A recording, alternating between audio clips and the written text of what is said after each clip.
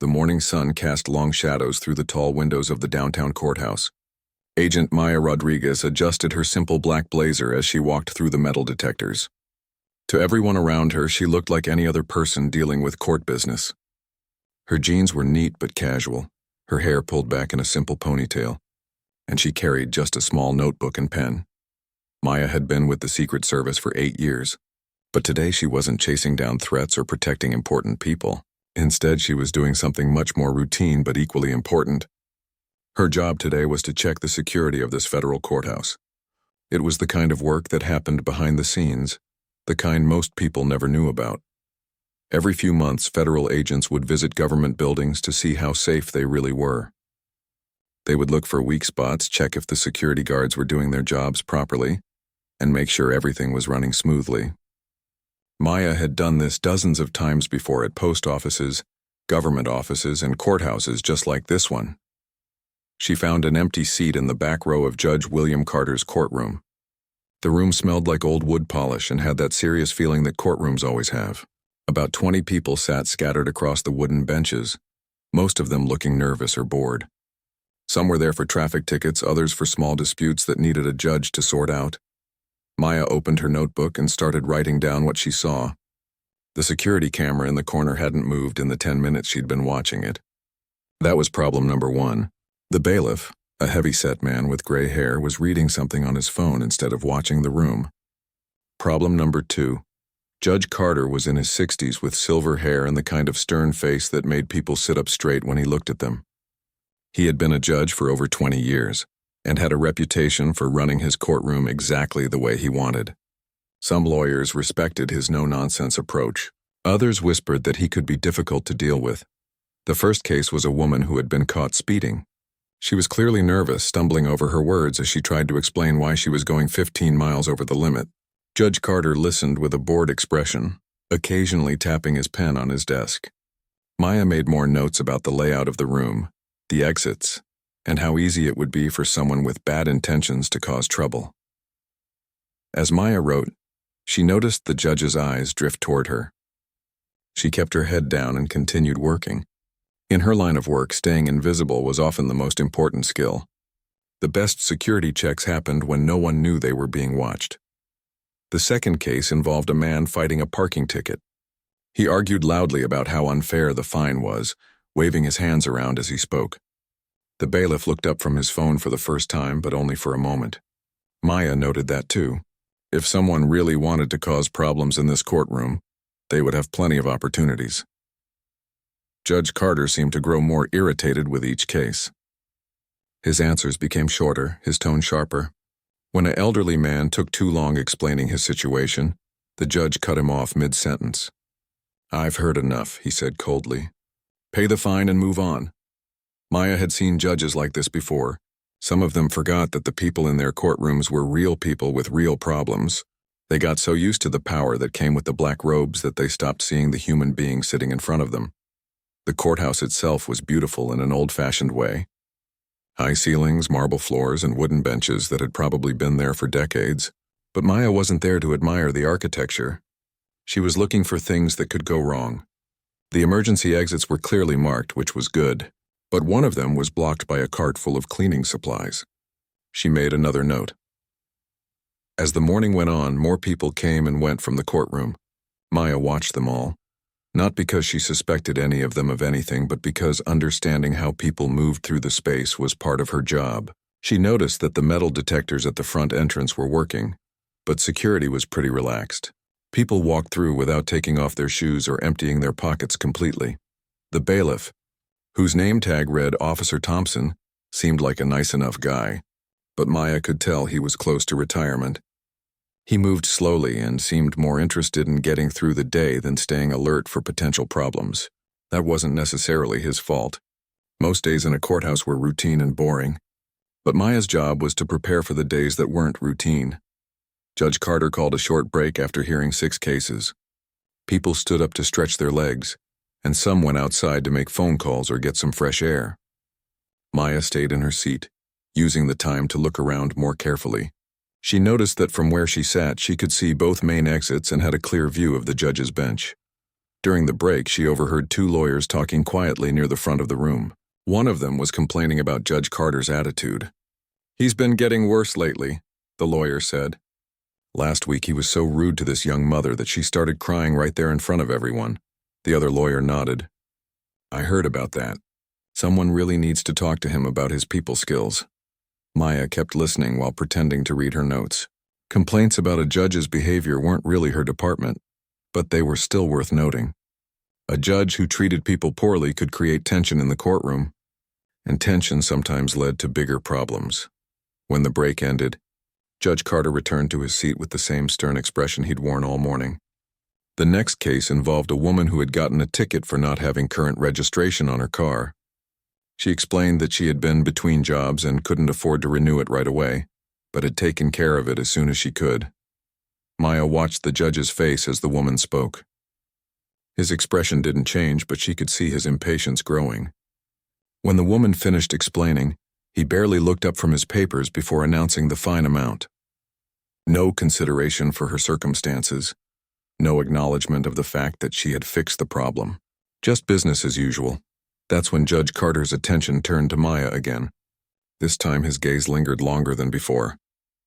She could feel him watching her as she continued taking notes.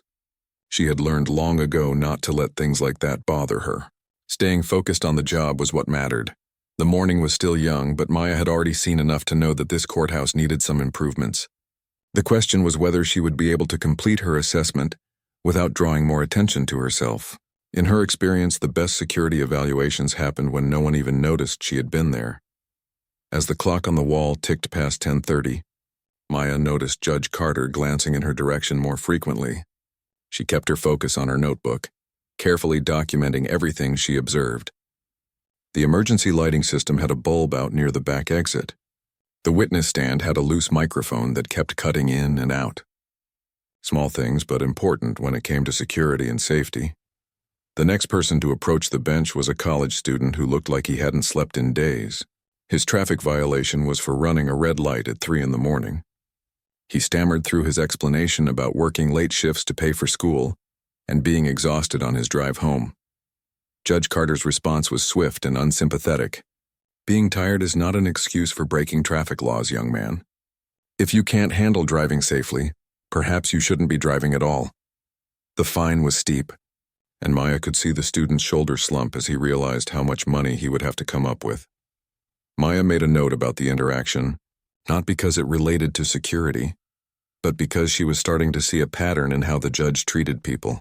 Everyone who came before him seemed to leave feeling smaller than when they arrived.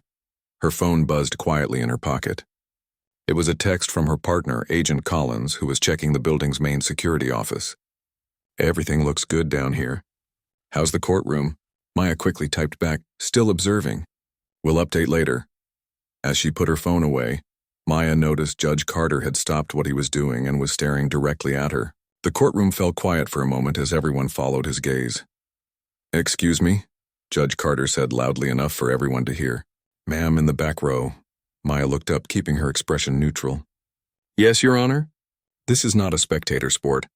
If you're here waiting for your case to be called, you need to wait quietly. All this note-taking and phone use is disrupting my courtroom." Several people turned to look at Maya. She could feel their eyes on her, but she remained calm. "I apologize if I caused any disruption, Your Honor. I'll be more mindful." Judge Carter stared at her for another long moment before returning to his paperwork. Maya could tell he wasn't satisfied with her response, but she couldn't reveal why she was really there. Not yet. Her assessment was only half complete. The morning continued with more cases. A woman fighting a parking meter violation, a man who had been caught driving with an expired license, a teenager who had been ticketed for skateboarding in a no skateboarding zone. Each person told their story, and each person received the same cold treatment from Judge Carter. Maya began to understand why the lawyers had been complaining during the break. This wasn't just about being strict or professional. The judge seemed to take pleasure in making people feel uncomfortable and unwelcome in his courtroom. During a brief pause between cases, Maya needed to step outside to take a call from her supervisor. She quietly stood up and walked toward the back exit, moving as unobtrusively as possible. But Judge Carter noticed immediately. "And where do you think you're going?" he called out, his voice echoing through the courtroom. Maya turned back toward the bench. I need to step outside for just a moment, Your Honor. You need to step outside? Judge Carter repeated, his tone mocking. This is a court of law, not a coffee shop where people come and go whenever they feel like it. The other people in the courtroom looked uncomfortable. Even Officer Thompson, the bailiff, seemed surprised by the judge's harsh tone. Maya could have ended the situation right there by showing her credentials, but doing so would compromise her mission. She had to find another way. I understand, Your Honor. I'll wait until there's an appropriate break. But Judge Carter wasn't finished. I've been practicing law for over 30 years, and I've never seen such disrespectful behavior in my courtroom. Young people today seem to think the rules don't apply to them. Maya felt her jaw tighten, but she kept her voice steady. I meant no disrespect, Your Honor. I'll remain in my seat. As she sat back down, Maya could hear whispers from some of the other people in the courtroom. She caught fragments of their conversations. That was unnecessary. She wasn't doing anything wrong. He's been like this all morning. The judge's attention remained focused on Maya even as he called the next case. A middle-aged man approached the bench to contest a speeding ticket, but Judge Carter kept glancing toward the back of the room. It was clear that Maya's presence was bothering him more than it should have. When the man finished explaining that his speedometer had been broken and he hadn't realized how fast he was going, Judge Carter barely listened to the explanation. Ignorance is not a defense, he said dismissively. It's your responsibility to maintain your vehicle in proper working order. Maya continued taking notes, but now she was documenting more than just security issues. The judge's behavior was becoming increasingly problematic, and she was witnessing it firsthand. This would definitely be included in her report, though for different reasons than she had originally planned. Her phone buzzed again. This time it was another text from Agent Collins. Need to coordinate with the security chief in 20 minutes. Can you wrap up soon? Maya knew she needed to respond, but she also knew that any movement would draw Judge Carter's attention again. She decided to wait a few more minutes and see if the situation improved. It didn't. When a young mother approached the bench with her crying baby, explaining that she had been late paying a parking ticket because her child had been sick, Judge Carter's response was particularly cold. Personal problems are not the court's concern, he said. You received proper notice of the fine and chose to ignore it. The penalty stands. The woman's eyes filled with tears as she tried to explain that the late fee would mean she couldn't buy groceries that week. But Judge Carter had already moved on to shuffling through papers for the next case. Maya watched this interaction with growing concern. She had seen tough judges before, but this was different. This felt personal, as if Judge Carter was taking out some deeper frustration on the people who appeared before him. When the young mother walked past Maya's row on her way out, still holding her baby and wiping away tears, Maya felt a surge of anger. She had spent her career protecting people, and watching someone in a position of power treat others with such callousness went against everything she believed in. Judge Carter called for another short break, and this time Maya knew she had to step outside to make her call. As she stood up, she could feel his eyes on her again. Going somewhere again? He asked, his voice dripping with sarcasm. Maya turned to face him. Yes, Your Honor. I need to step outside briefly. I suppose some people think they can do whatever they want in my courtroom, Judge Carter said, loud enough for everyone to hear. Maybe next time you should think twice before wasting the court's time with your comings and goings. As Maya walked toward the exit, she heard one of the lawyers mumble under his breath, Someone needs to report this guy. Maya couldn't agree more, though she suspected her report would carry more weight than most people realized. Outside in the hallway, Maya took a deep breath and called Agent Collins. I need another 30 minutes in here, she said. There's more going on than just security issues. Everything okay? Collins asked. Maya looked back toward the courtroom door. Let's just say this is going to be a very interesting report. When she returned to the courtroom, Judge Carter was already back at his bench, and his expression suggested that her brief absence had only made his mood worse. Maya settled back into her seat and prepared for whatever would come next, knowing that the morning was far from over. When Maya returned to her seat, the atmosphere in the courtroom had shifted. Several people were whispering quietly among themselves, and she could feel the tension that had built up during her brief absence. Judge Carter sat at his bench with his arms crossed, his expression darker than it had been all morning. The next case involved an elderly man who walked slowly to the front of the courtroom with the help of a cane. He had received a ticket for not coming to a complete stop at a stop sign, and he was clearly nervous about being in court. His hands shook slightly as he held his paperwork, and Maya could see him struggling to read the small print. "State your case," Judge Carter said impatiently, not even waiting for the man to fully reach the podium. The elderly man began explaining that his eyesight wasn't what it used to be, and he thought he had stopped completely. He mentioned that he had been driving for over 50 years without any major violations, and that this was all very confusing for him. Judge Carter cut him off mid-sentence. "Age is not an excuse for failing to follow traffic laws. If you can't see well enough to drive properly, perhaps you shouldn't be driving at all." Maya watched as the old man's face fell. The comment was not only unnecessarily harsh but also completely missed the point of what the man was trying to explain. Maya made detailed notes about the interaction, knowing that this level of insensitivity from a judge was highly inappropriate. As the elderly man slowly made his way back to his seat, looking defeated and embarrassed, Judge Carter's attention once again drifted to Maya. She could feel his gaze burning into her as she continued writing in her notebook. "Ma'am," Judge Carter called out sharply. "Yes, you in the back with the notebook." Maya looked up. "Yes, Your Honor? I'm curious about what exactly you find so fascinating that you need to document every word spoken in my courtroom.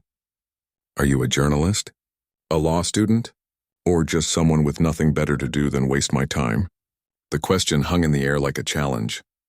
Maya could hear people shifting in their seats around her.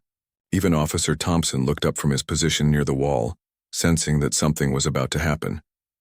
"I'm here on official business, Your Honor," Maya replied calmly. Judge Carter's eyebrows shot up. "Official business?" He let out a short, bitter laugh. "What kind of official business could someone like you possibly have in my courtroom?"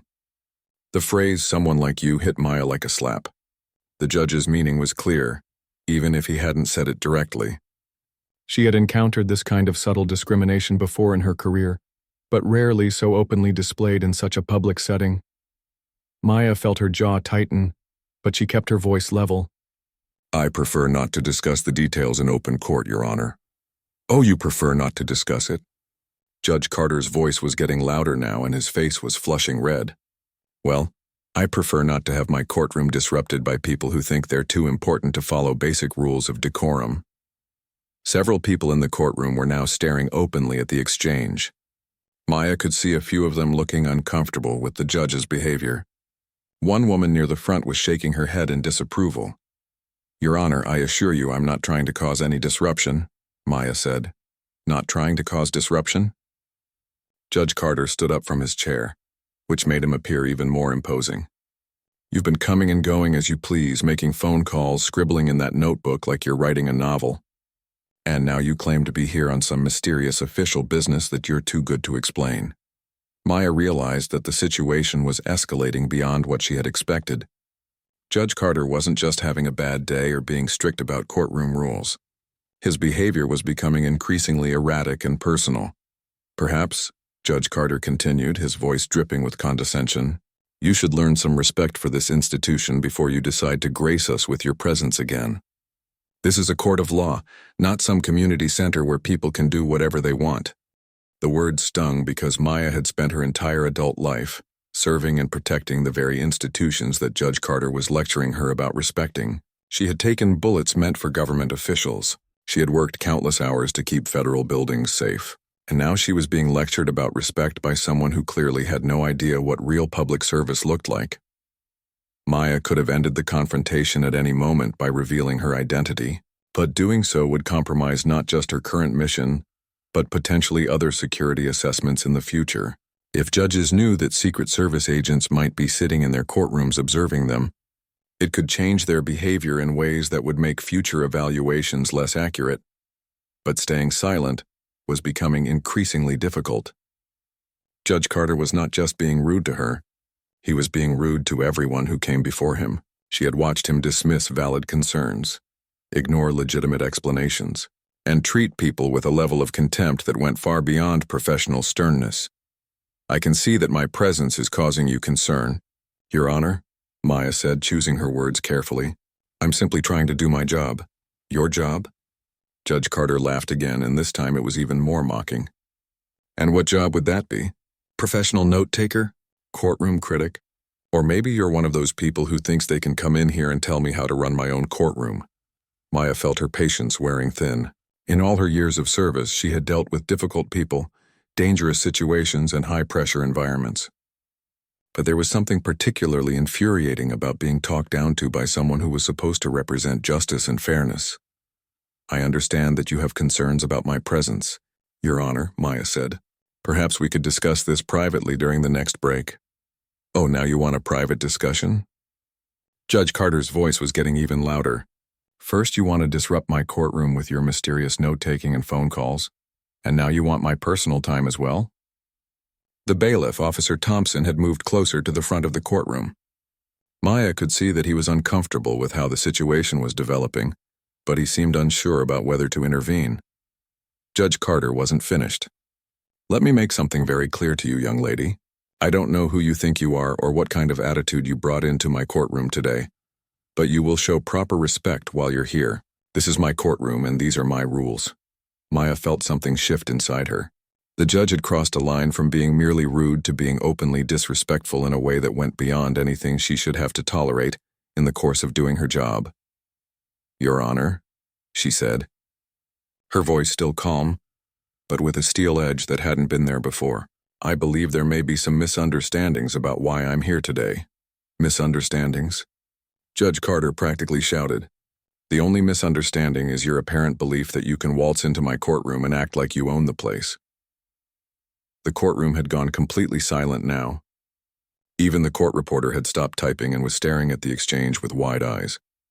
Maya realized that everyone in the room was watching to see what would happen next. Maya looked around at all the faces turned toward her. These were ordinary people who had come to court to resolve small legal matters, and they were now witnessing a judge behave in a way that probably made them lose faith in the entire system.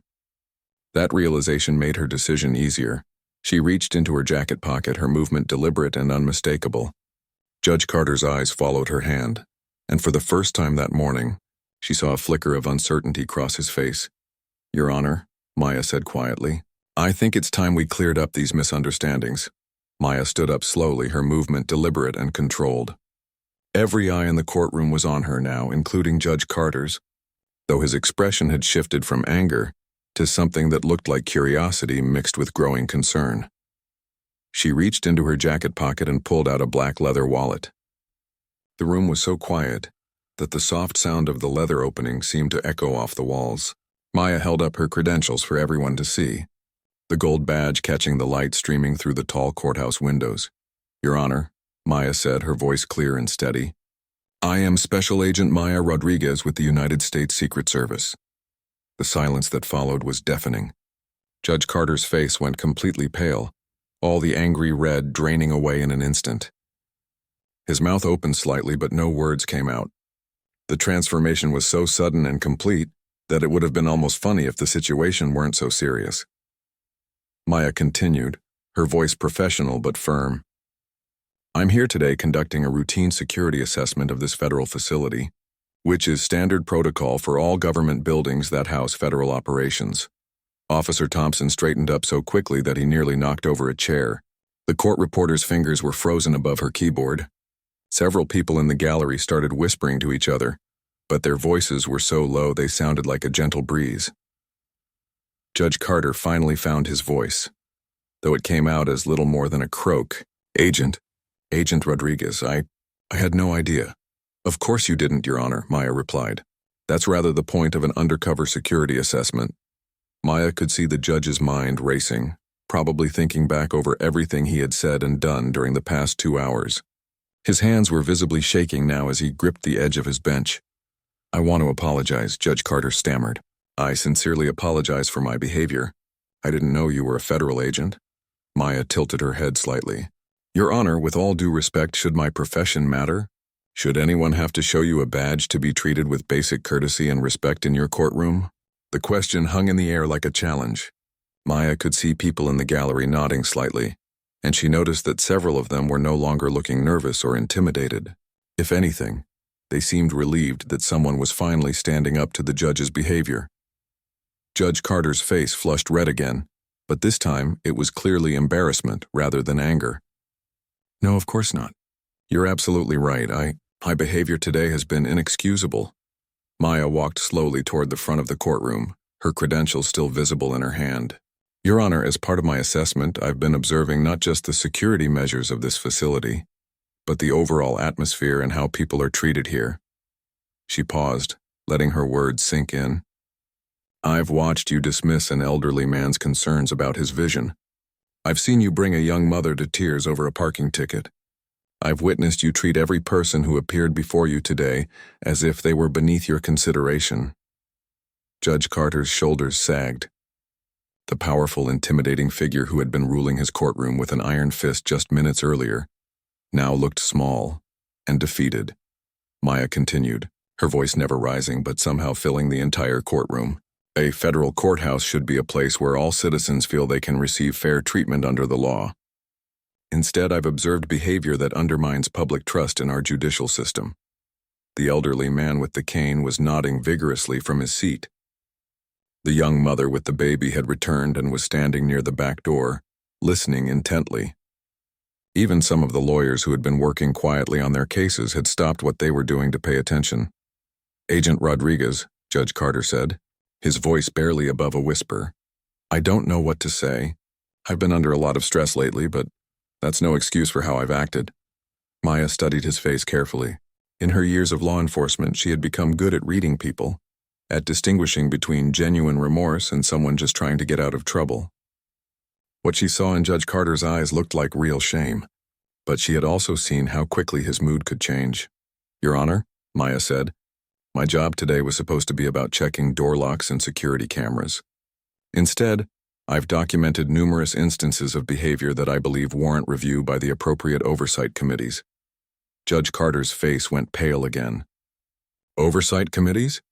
The Judicial Conduct Board takes complaints about federal judges very seriously, Maya explained, especially when those complaints come from federal law enforcement officers who witness the behavior firsthand. Maya could hear people shifting in their seats behind her. She turned slightly and saw that more people had entered the courtroom during the confrontation. Word was apparently spreading through the courthouse about what was happening in Judge Carter's courtroom. But, Maya continued, turning back to face the judge, I'm also someone who believes in second chances, especially when I see genuine remorse. Judge Carter looked up hopefully. What would you recommend? Maya considered her words carefully. She wasn't just speaking to the judge now. She was speaking to everyone in the room, and her words would probably be repeated throughout the courthouse and beyond. I would recommend that you take some time to think seriously about why you became a judge in the first place, she said. Was it to wield power over people who can't fight back? Or was it to serve justice fairly and compassionately? The judge nodded slowly. You're right. I've lost sight of what this job is supposed to be about. Maya walked closer to the bench. Every person who walks into this courtroom is someone's parent, child, or sibling. They're people with real problems and real fears. They deserve to be treated with dignity, regardless of why they're here. She gestured toward the gallery. That elderly gentleman didn't deserve to be humiliated because his eyesight isn't perfect. That young mother didn't deserve to be dismissed because she was struggling to make ends meet. And frankly, Your Honor, I didn't deserve to be talked down to because you made assumptions about who I was. Judge Carter was quiet for a long moment, staring down at his hands. When he looked up again, his eyes were watery. You're absolutely right, he said. I've been a judge for 22 years, and somewhere along the way I forgot that this job is about helping people, not punishing them.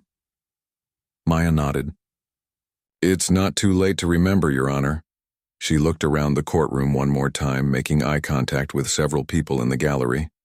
I'll be filing my report with multiple agencies, including the Administrative Office of the U.S. Courts. What happens next will depend partly on what changes I see going forward.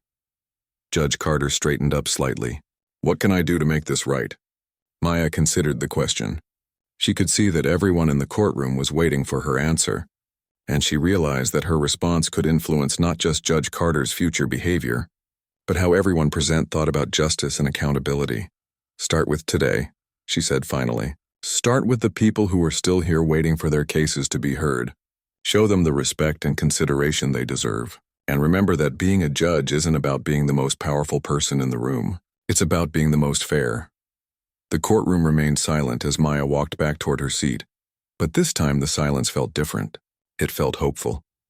Judge Carter sat in stunned silence for nearly a full minute after Maya returned to her seat.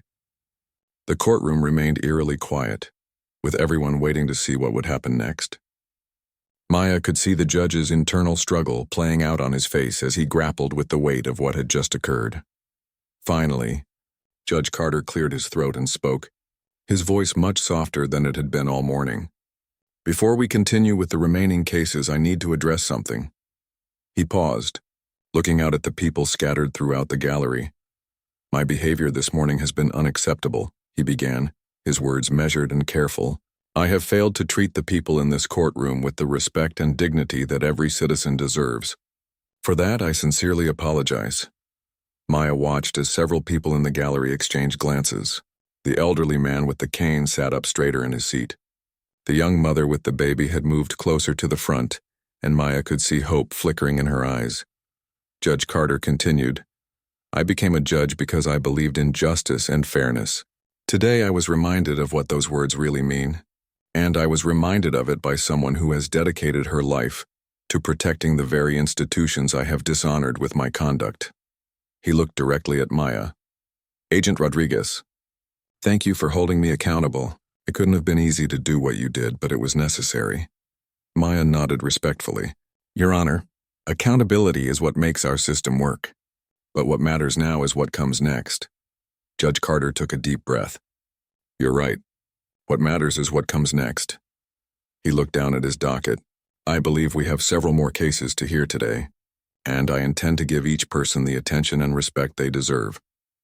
The first case he called was the elderly man who had been dismissed so harshly earlier. The man approached the bench slowly, clearly nervous about what might happen this time. "Sir," Judge Carter said gently, "I owe you a personal apology. My treatment of you earlier was inexcusable. Please tell me about your situation." The elderly man looked surprised but began to explain his case again. This time Judge Carter listened carefully, asking clarifying questions and showing genuine interest in understanding what had happened. When the man mentioned his vision problems, the judge asked if he had considered getting his eyes checked and suggested resources for seniors who needed help with medical expenses. Maya watched the transformation with professional interest. She had seen people change their behavior when they knew they were being watched, but this felt different. Judge Carter's entire demeanor had shifted, and it seemed genuine rather than performative. The next case was a teenager who had been caught skateboarding in a restricted area. Instead of immediately imposing a fine, Judge Carter asked the young man about his interests and whether there were appropriate places in the community where he could practice his hobby. He ended up reducing the fine significantly and providing information about a local skate park. As the morning progressed, Maya continued taking notes, but now she was documenting a completely different kind of courtroom experience. Judge Carter was patient with people who struggled to explain their situations. He asked thoughtful questions and seemed genuinely interested in finding fair solutions rather than simply imposing punishments. When the young mother approached the bench again, Judge Carter's face softened immediately. "Ma'am, I owe you a sincere apology for how I treated you earlier. No one should ever leave this courtroom feeling humiliated or dismissed." The woman looked shocked. "Thank you, Your Honor. I wasn't expecting—" "You have every right to expect respectful treatment in this courtroom." Judge Carter interrupted gently. "Please tell me again about your situation with the parking ticket." This time, when the woman explained about her child being sick and her financial struggles, Judge Carter listened with obvious compassion. He asked about her employment situation and whether she was receiving any assistance with child care. In the end, he waived the late fees entirely and set up a payment plan that she could actually manage. Maya saw tears in the woman's eyes again, but these were very different tears from the ones she had shed earlier. "Thank you so much, Your Honor. This will make such a difference for my family." As the woman walked past Maya on her way out of the courtroom, she stopped and whispered, "Thank you for standing up to him. You changed everything." Maya smiled and nodded, but she knew that the real change had come from Judge Carter himself. She had simply provided the catalyst. By the time the last case was called, the entire atmosphere of the courtroom had transformed. People were sitting more upright, lawyers were speaking more confidently, and even Officer Thompson looked more engaged with his duties.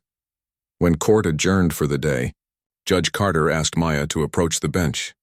"Agent Rodriguez, I know you'll be filing your report, and I understand there may be consequences for my actions today. But I want you to know that this experience has changed me." Maya studied his face carefully. "Your Honor, change is something that happens over time, not in a single morning.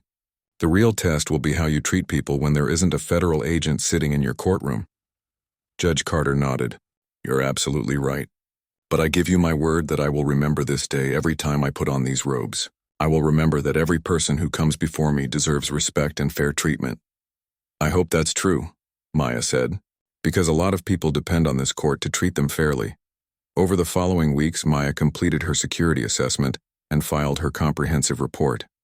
As promised, she included detailed observations about Judge Carter's initial behavior and the changes that occurred after her intervention. But she also noted the positive transformation she had witnessed and recommended that the judge be given an opportunity to demonstrate sustained improvement. The report made its way through various government channels, and Maya was called to testify before a judicial conduct panel. She presented her findings objectively, neither minimizing Judge Carter's inappropriate behavior nor ignoring the genuine remorse and immediate changes she had observed. Judge Carter was formally reprimanded and required to undergo sensitivity training and anger management counseling. He was also required to submit to periodic reviews of his courtroom conduct for the following 2 years. But the real measure of change came from the people who appeared in his courtroom after that day. Word spread quickly through the legal community that Judge Carter had become a different kind of judge. Lawyers began requesting that their cases be assigned to his courtroom because he had developed a reputation for fairness and compassion. Maya never returned to that courthouse in an official capacity, but she occasionally heard updates through her network of colleagues. Judge Carter had apparently taken their encounter to heart in a way that extended far beyond simply avoiding future incidents. 6 months later, Maya received an unexpected letter at her office. It was from Judge Carter, thanking her again for the intervention and updating her on changes he had made not just in his courtroom behavior, but in his life outside of work. He had begun volunteering with legal aid organizations and had started mentoring new judges about the importance of treating all people with dignity. Maya filed the letter away with a sense of satisfaction. Her job usually involved preventing bad things from happening, but it wasn't often that she got to see such a direct positive impact from her work. The courthouse security assessment had been routine, but the human element had turned it into something much more significant. Maya had learned that sometimes the most important security threats weren't about building weaknesses or failed procedures. Sometimes they were about people in positions of power who had forgotten their responsibility to serve others with integrity and respect. As she reflected on that morning in the courtroom, Maya realized that real change often came from unexpected moments when people were forced to confront the consequences of their actions. Judge Carter had been given a choice that day. He could have become defensive and dismissive, or he could have chosen to listen and grow. The fact that he had chosen growth gave Maya hope that the system could work the way it was supposed to, one person and one moment at a time.